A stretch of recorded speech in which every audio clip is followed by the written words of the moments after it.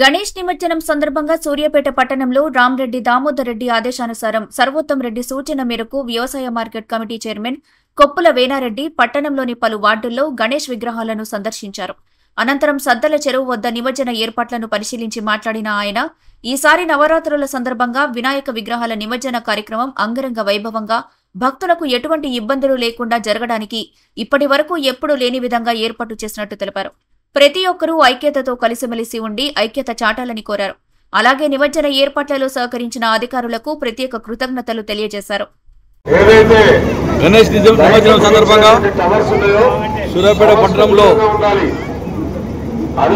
జరుగుతున్న ఈ కార్యక్రమానికి మా ప్రీతమ నాయకులు దామోడి గారి ఆదేశాలు అయితేంది, యువ నాయకులు సర్వోత్తం రెడ్డి గారి సూచన మేరకు ఈరోజు పట్టణంలో ఉండబడిన వివిధ వార్డులు 17, 19, 21, 7, 24, 25, 39, 28, తర్వాత 16, 32, 19, 13, 21, ఈ 37 వార్డు.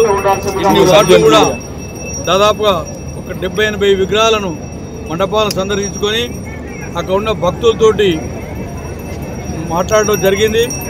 ఎందుకంటే 9 రోజులు చాలా పవిత్రంగా ఎంతో గణనాథుని మన పేట ప్రజలందరూ కూడా, అంటే రాష్ట్ర వ్యాప్తంగా దేశవ్యాప్తంగా కూడా జరుగుతాయి.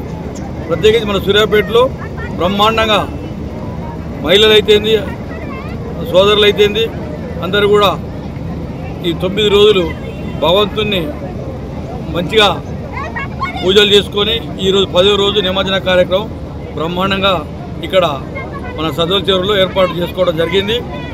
ఈ కార్యక్రమం అంతా కూడా మున్సిపల్ శాఖ అయితేంది, పోలీస్ శాఖ అయితేంది, హెల్త్ డిపార్ట్మెంట్ వారు అయితేంది, అందరూ కూడా అన్ని విభాగాల అధికారులు బ్రహ్మాండంగా అన్ని ఏర్పాటు చేయడం జరిగింది.